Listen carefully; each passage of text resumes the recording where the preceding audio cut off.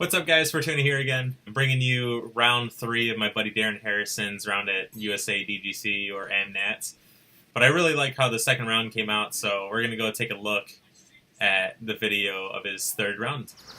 I'd like to welcome everyone to the 8:50 a.m. pairings of the final round of the 2016 United States Amateur Disc Golf Championships. Team up fourth, Darrin Harrison.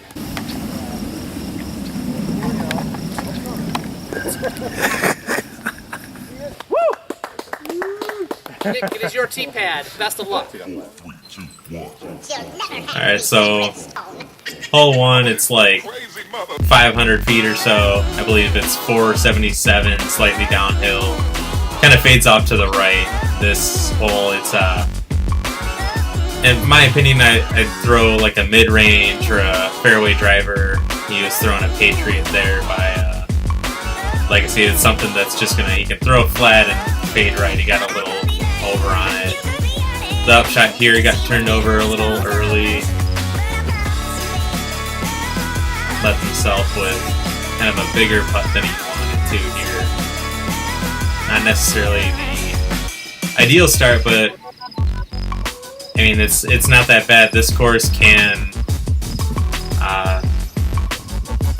be quite punishing sometimes. It's a long course, and if you don't know how to throw the holes really, then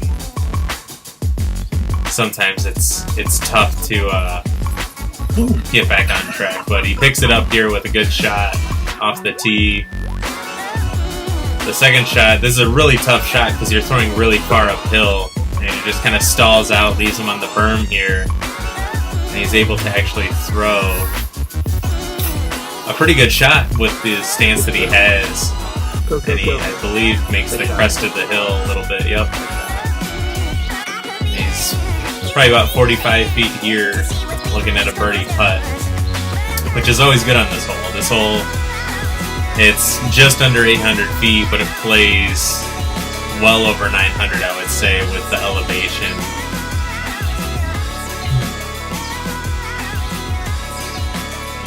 Gives it a good bid. Just right of it. So, I mean, here he is to tap in his par. Alright, and then we move on to the next hole. And hole 3 is just over 900 feet as well. This is a hole where there's a lot of rough on the right side, and throwing a shot that just Heisers out is really not a bad shot. I would say a good play is throwing at the stake, just like you can barely see it when it was zoomed in. You can see at the bottom of the screen, and just throwing it Heisered out there. And even in being in hole 13's fairway isn't bad to be in. It's just good footing. It's way better to be in a wide open field rather than off to the right trying to bite off a little bit. And he gets up onto the crest of the hill there. Didn't quite get a hold of the whole shot, but probably about 90, 100 feet out here, just lays it up, get his par. Here he is just tapping in that par. And I believe he takes the pad on that over everybody else. And hole 4 here is actually much harder than it used to be. It's on the same hill that it once was, but it's about 100 feet back up the hill. They cleared it out, so it was kind of a tweener hole before. You could still get the birdie too, but it's kind of an extremely impressive too if you get it. I haven't seen anybody get it, but so he threw his shot up the middle. He had kind of a weird shot there, trying to get up for a placement shot. And this is coming back after a hour-long delay from weather. It's kind of some nasty rain, and then it cleared up, and it's really nice out now. So he's looking to get up here for a 4. He just catches the foliage a little bit, but he's well within the circle here to make up his 4. And I would say this hole plays more of a par 4 than a 3. Is still getting a 3 in this hole. It feels really well, or it feels pretty good. Getting the 4 on this hole doesn't necessarily feel too terrible, but obviously you much rather want to get the 3 than a 4, and the hole is like it's like 525 feet or so. Alright, so here it's this hole is kind of tucked away. It's slightly luck boxy. He goes to throw a thumber up over the trees, but with the muddy tee pads, he kind of loses his footing. But from this angle on the side of the hill, it's pretty easy to get up and down. I think he's looking at trying to just throw this in, but as you can see, the stance is a little difficult. Just pulls it a little right, catches a tree. A little bit outside the circle for a putt for par here.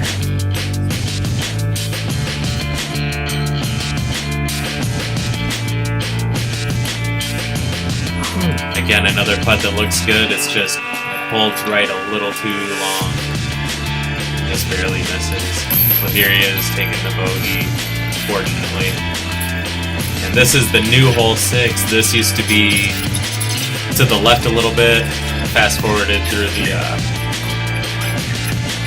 little tee pad thing that he was doing, because this tee pad is terrible when it is wet and everything else is just extremely muddy. There wasn't too many fantastic tee shots off this tee pad just for fear of losing grip and falling into the mud and all that. It's kind of really hard to commit. He does get a pretty good shot off here. It's a little to the right, but it's not the worst spot to be. So here's just another shot for kind of a placement. Perfect. I believe he throws a rock 3. Ends up pretty much right in the middle. Yep. So it's a clean look to get up here for a par. Puts it well within the circle. That's pretty much what you want to do after having a tee shot like that. It's kind of hard to go for it to get the birdie, but having an easy par 4 on this hole is not bad at all.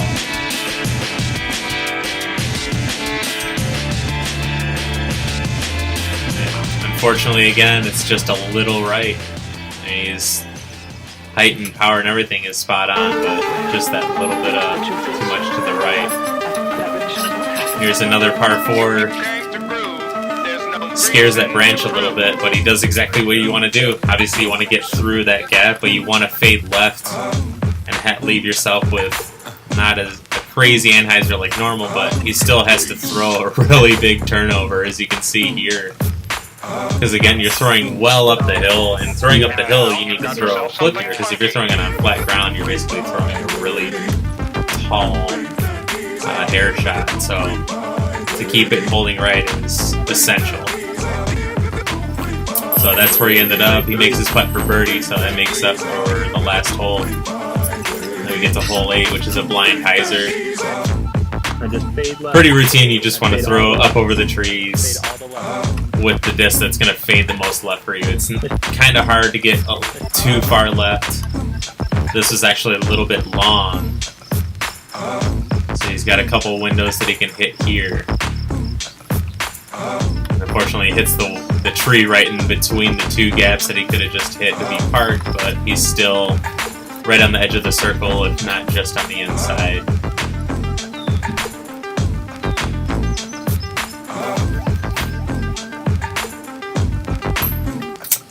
Unfortunately, he wasn't, he wasn't right, but he was just a hair too high.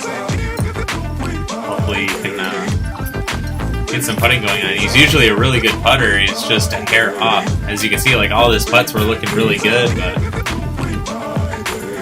just wasn't finding it, I guess.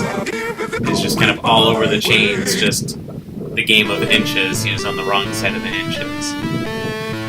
And this is another hole that's getting the 2 on it is definitely a bonus. Getting a 3 is alright, but taking a 4, kind of feel not so great about. He plays it pretty routinely, or pretty routine for the 3. Throws a Heiser up to the hill, puts it up near the basket. Nice little putter up shot, and here he is putting for par.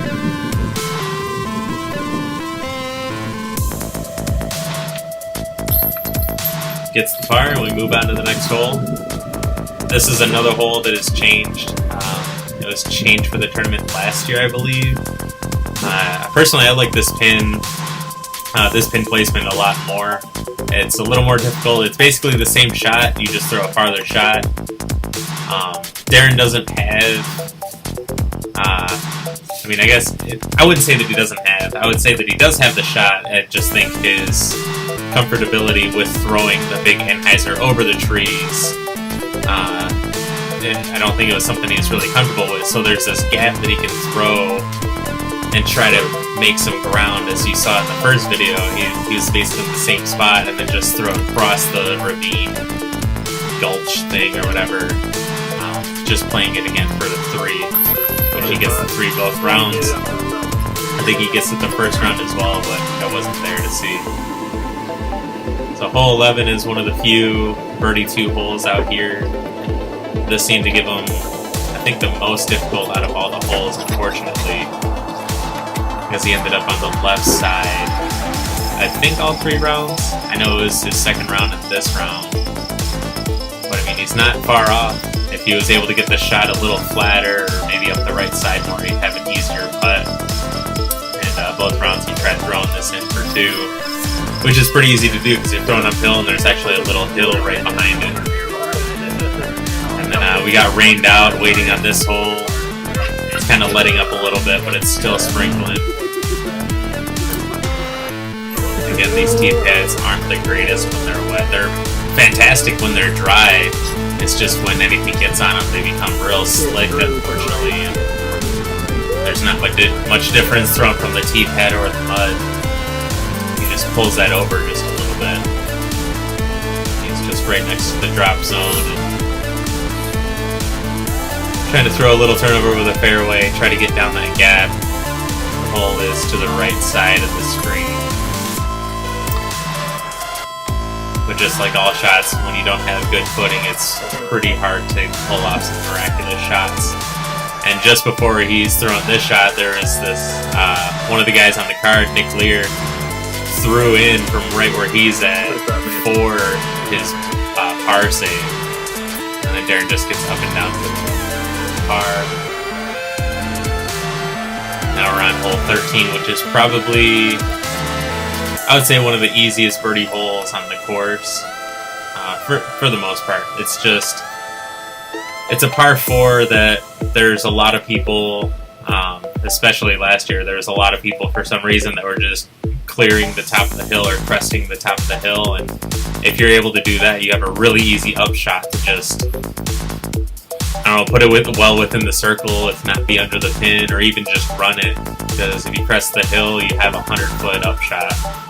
And even from where Darrin was at, unfortunately, he Heisered out a little early, and that's where he ended up. So if he was able to get it flat or a little more to the right, chances are he was going to be birdieing that hole much easier instead of having that rough lie.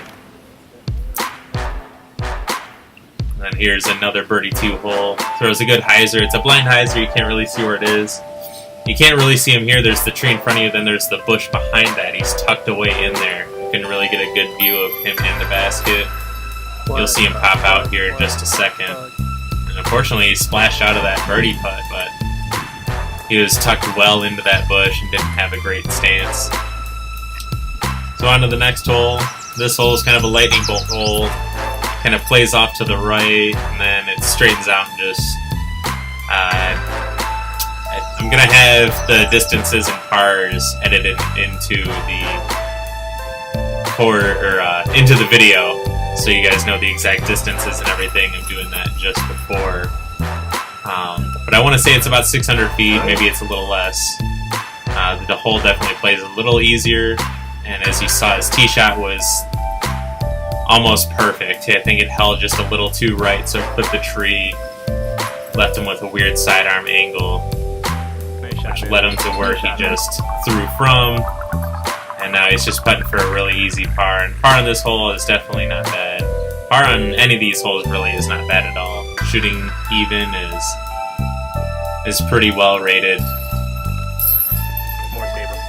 And again, this is another birdie 2 hole opportunity. It's kind of tough because there's a couple different ways you can obviously get to it. He tries taking this up over top line, kind of gets away. It turns over a little bit, clips the tree on the right. And in the second video, Not sure if you were able to see, but he actually almost threw in from the same spot. He just skipped right off top of the basket. He was literally in the same spot, just I think 10 feet further right. And it's super windy here. He's asking if he should throw a little more stable. It's like, yeah, I mean, just in case. So he pulls out his pig just to throw a little Heiser. He gives this one a really good run as well, and I think he just goes over top of it. But it's really hard to see. You can see it finish, it's just tough to see where the basket is. I mean, he's just past it about 20 feet, not even. And as you can see by that flag, the wind is really ripping here. So there he is for the par. That's Nick in the background watching the lead car. They were teeing off on hole 2.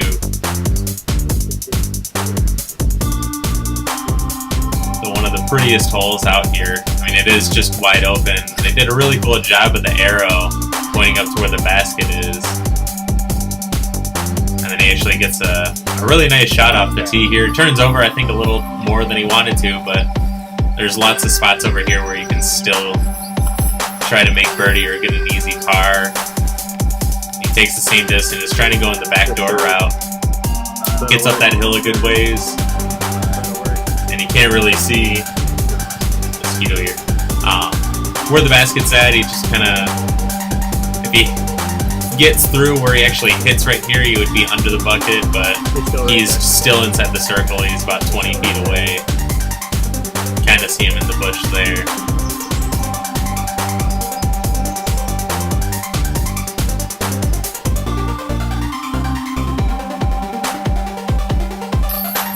So it makes a nice putt for par.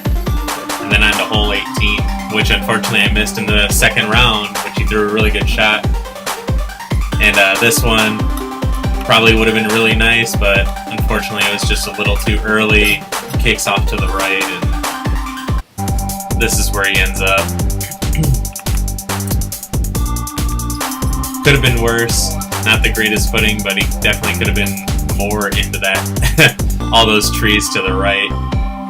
Didn't have a run-up or anything, and this is what he was left with for his par. And he actually almost throws this in. He was probably a foot short from it just going in. It's just a really pretty shot.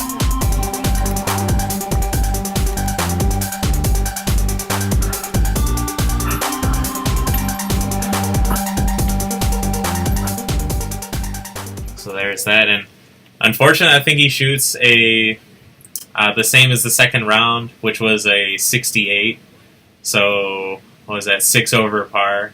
Yeah, 6 over par. So unfortunately just couldn't get the putter going, and a couple off tee shots, but I mean definitely has the game to shoot under par. We went on and played a couple practice rounds. In the first round he shot a 66, and when I went to go show him how to play the course or what he should be throwing, he was throwing really comfortably and putting really well, and he ended up shooting a 61, so he had I think it was a 61. I don't know, he shot much, much better in the practice round that we played, and being in that tournament mode, it's a lot of variables come into play when you want to perform well. I guess when it matters. Obviously, tournaments matter to people. If you guys like the videos and then you want to see more, again, go ahead and hit the like button, subscribe, all that fun stuff that everybody says, because I mean, it definitely helps out, and leaving comments, questions, all that kind of stuff. But we'll see you next time.